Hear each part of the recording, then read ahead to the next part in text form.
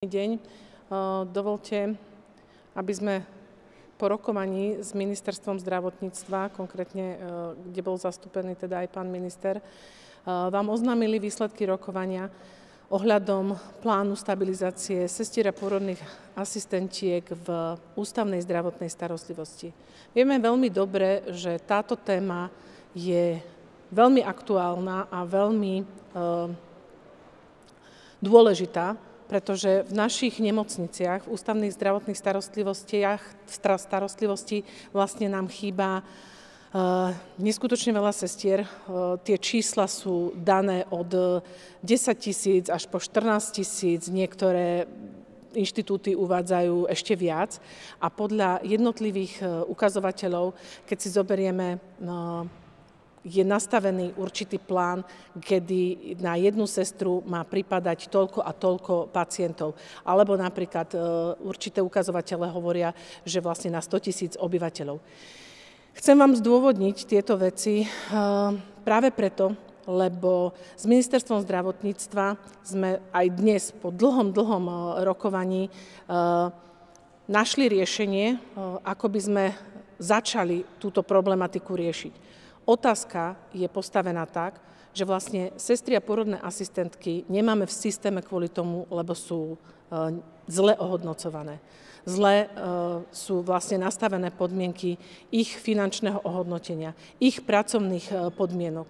To nie je o tom, že sestry by odmietali svoju prácu, svoju profesiu, ale v podstate oni sú už na pokraji ich fyzických a psychických síl adekvátne ku ich vekovému zastúpeniu.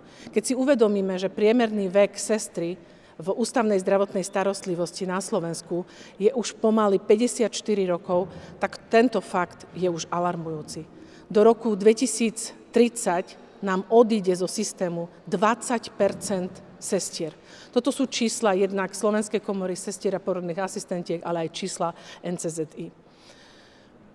Od januára tohto roku intenzívne pracujeme na tom, aby sme predostreli podmienky Ministerstvu zdravotníctva, čo by mohlo pomôcť sestrám a pôrodným asistentkám, aby sa ich počet jednak zvýšil a aby neodchádzali jednak za prácou do iných krajín, ale aj aby neodchádzali vôbec zo systému zdravotníckeho do iných rezortov ako odvetví hospodárstva.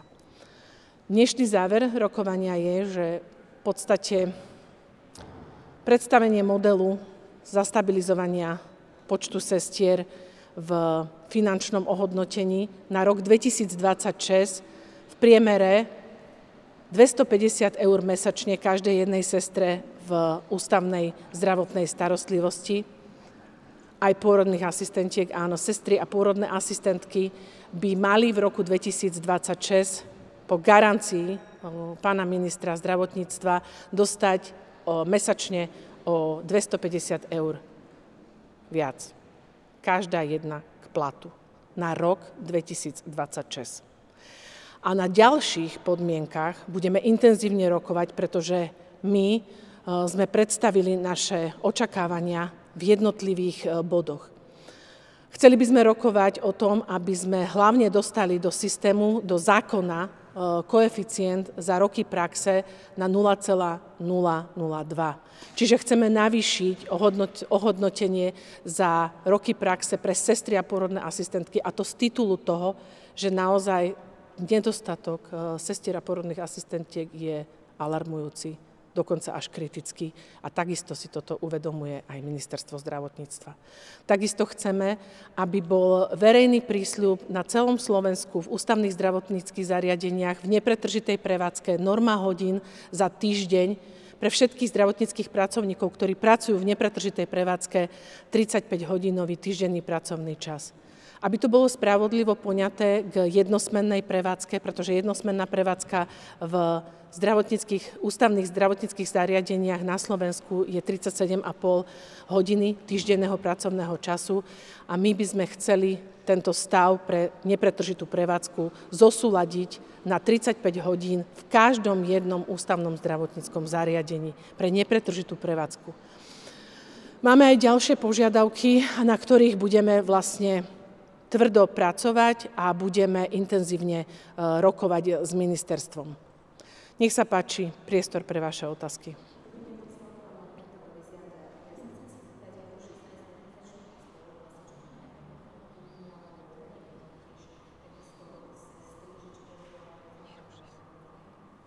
Takto.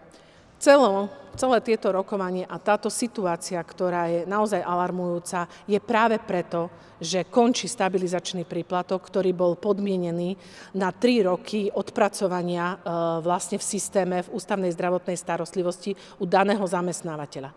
Keďže máme avízo z terénu, že v podstate mnohé sestry chcú práve preto odísť, že už chcú byť oslobodené z tých podmienok, že musia pracovať za to, že vlastne zobrali nejakú odmenu za ich prácu, tak práve preto sa tie rokovania zintenzívnili, lebo myslím si, že všetkým nám záleží na tom, aby nám sestry ostali v systéme.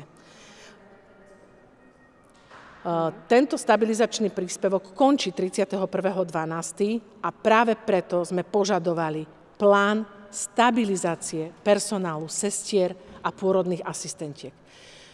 K dnešnému dňu máme dohodu, že vlastne v roku 2026 bude ku každej jednej sestre a pôrodnej asistentke mesačne vyplácaný príspevok 250 €. Je to prvotná, ako keby som povedala, ako keby forma stabilizácie, plánu stabilizácie vlastne dostatočného počtu sestier a pôrodných asistentiek.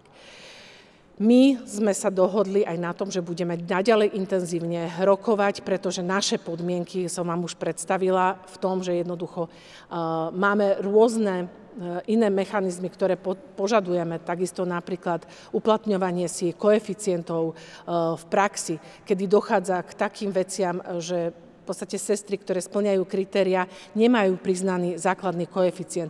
Týka sa to hlavne sestier s pokročilou praxou. Takisto sestry, ktoré majú koeficient 1,1, sestry so špecializáciou, tak stáva sa na jednotlivých pracoviskách, že nemajú uznané tieto koeficienty. A tuto sme žiadali pána ministra, aby usmernil aj jednotlivé manažmenty nemocníc, aby nedochádzalo ku diskriminácii, aby nedochádzalo ku tomu, že sestry majú vlastne na rok na tieto koeficienty a ich nedostávajú v konečnom dôsledku.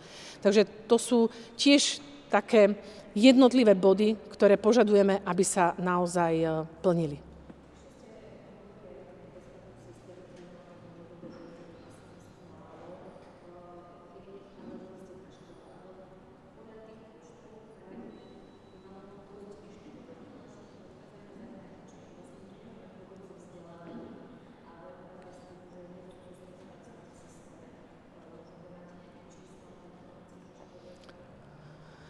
Skutočne fakulty ošetrovateľstva vydávajú každoročne počty absolventov týchto štúdií a keď si pozrieme stavy personálu v jednotlivých nemocniciach, tak je tam obrovská diskrepancia. Vtedy môžeme usúdiť, v podstate urobiť záver, že absolventi fakult ošetrovateľstva sa nedostávajú v plnej miere na svoje profesné miesta, ktoré vyštudovali, pretože tie podmienky, ktoré sú v našich ústavných zdravotníckych zariadeniach, sú pre ne nevyhovujúce. Sú slabo finančne namotivované a to je základ. Môžeme sa mi rozprávať v tejto spoločnosti akokoľvek o tom, že spoločnosť nemá peniaze, že tu máme dlhy, že tu potrebujeme konsolidovať. Zdravotníctvo je jediná oblasť, ktorá sa nemôže pozerať na peniaze, pretože cena ľudského života nie je vyčíslená. Cena zdravia človeka nie je vyčíslená. A cena, ktorú vlastne pacient si odvádza do zdravotnej poisťovne, pretože je to verejný finančný výdavok, by mala byť uhradená v plnej miere a dostatočne. A to znamená, že pacient má právo na kvalitnú, bezplatnú a včasnú, bezpečnú starostlivosť. Ak nemá dostatok personálu, tak tá zdravotná starostlivosť nie je bezpečná. A ešte ku tomu vlastne môžeme uviesť aj to. Práve sestry a pôrodné asistentky zabezpečujú až 80% zdravotníckej starostlivosti. Ešte Bývalý minister zdravotníctva Rudolf Zajac uviedol jednu závažnú vec. Sestry a pôrodné asistentky sú chrbtovou kosťou zdravotníctva. Chýba nás najviac, ale práve preto, že sme slabo finančne ohodnotené a máme zlé pracovné podmienky. Sestry sú preťažované, či už fyzicky, psychicky. Naozaj tie všetky jednotlivé faktory sú veľmi podrobne opísané, aj medializované. Či už sú to útoky zo strany pacientov, príbuzných, či už je to naozaj deharmonizácia pracovného a rodinného života alebo spoločenského života. Ale vždy na začiatku je presne ten jeden ukazovateľ a to je nedostatok financií, nedostatočne ohodnotená profesia a výkon povolania, akým je sestra a pôrodná asistentka. Hlavne skutočne v tých ústavných zdravotných zariadeniach, kde sme dosiahli aspoň to, že sme sa dostali do zákona a bolo to neľahké skutočne, tak vidíme to aj v jednotlivých nemocniciach. Zoberte si napríklad mediálne vyjadrenie riaditeľa Univerzitnej nemocnice Bratislava, že skutočne napriek tomu, že sa zvyšujú financie do odmeňovania, lekári nevykonávajú toľko výkonov. Avšak nebol pomenovaný skutočný problém a to je to, že lekári sú iba zložka takisto tímovej práce, ako aj sestry. A bez sestier sa nakoniec nebudú tie výkony zvyšovať, pretože nemajú dostatok či už inštrumentárov, či už sestier na následnú zdravotnú starostlivosť po operáciách, ako na jednotkách intenzívnej starostlivosti, na oddeleniach ára. A toto je ten problém, že my síce môžeme rozprávať o tom, že nemáme výkony, nemáme obraty, poisťovne neplatia, ale my máme základný problém, že nemáme personál, ktorý by toto vykonával. Preto ľudia čakajú na operácie, preto ľudia čakajú na zdravotnú starostlivosť, lebo nemáme dostatok toho personálu. A keď budeme argumentovať vo všeobecnosti, ako to väčšinou vždycky štátne inštitúcie hovoria o tom, že nie je peňazí, no peňazí nebude takýmto systémom nikdy, lebo jedno naväzuje na druhé. Ale my musíme upriamiť našu pozornosť hlavne na pacienta, lebo to je to najdôležitejšie. A zdravotníci sú takisto len potenciálni pacienti a oni si najviac uvedomujú, že o nás sa už nebude mať kto starať takýmto spôsobom. Preto je včasná pomoc, je pomoc ako keby dvakrát. Keďže my zastabilizujeme podmienky, zvýšime ohodnotenie sestrám a pôrodným asistentkám, tak my vlastne zachránime o to viac pacientov. Ďakujem.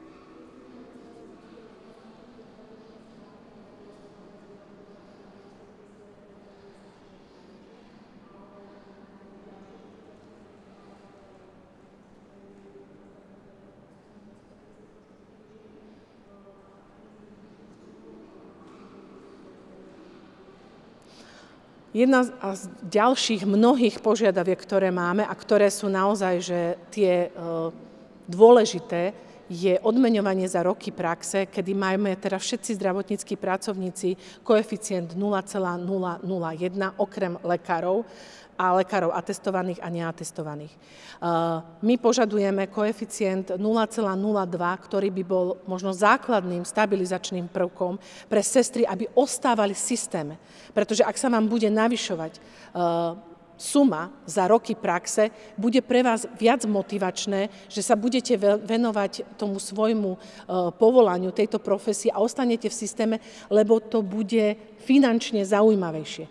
Takisto ako pre mladé sestry požadujeme pre nástupný bonus, kým nedostanú viacej rokov praxe, pretože je demotivačné, aby sestra po ukončení štúdia na fakulte ošetrovateľstva mala nástupný koeficient 1,0. Je to takisto demotivujúce, keď vieme, že z okolitých krajín ponúkajú sestrám v priemere o 500 eur vyšší plat ako na Slovensku. Ďalej potrebujeme zosúladiť vlastne nepretúžitú pracovnú dobu, čiže požadujeme 35-hodinový pracovný týždeň, lebo je to spravodlivé oproti 37,5-hodinovému pracovnému týždňu v jednosmennej prevádzke. Takisto zase potrebujeme, aby sme do budúcna mali sestry preplácané nadčasy napríklad ad hoc mesačne, alebo aby boli vlastne tieto nadčasy čo najmenšie, ale aby sestry vlastne zarobili za normálny pracovný čas adekvátnu sumu. Pretože keď vieme, že do verejnosti sa posúvajú také informácie, že koľko je mesačný priemerný plat sestry, nikto už neuvedie to B, že je to s nadčasmi, so sobotami, nedeľami, že sú to sestry v priemere 54 a viac ročné a dokonca, že mnohé robia už aj na originál starobnom dôchodku.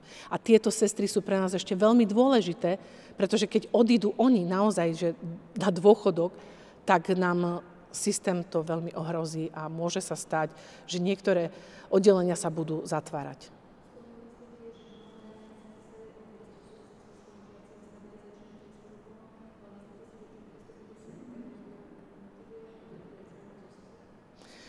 Myslím si, že 250 eur je ten strop, ktorý nám ponúklo ministerstvo zdravotníctva. My by sme si vedeli predstaviť samozrejme, že vyššiu sumu, lebo tá požiadavka je na vyššiu sumu. Toto je strop.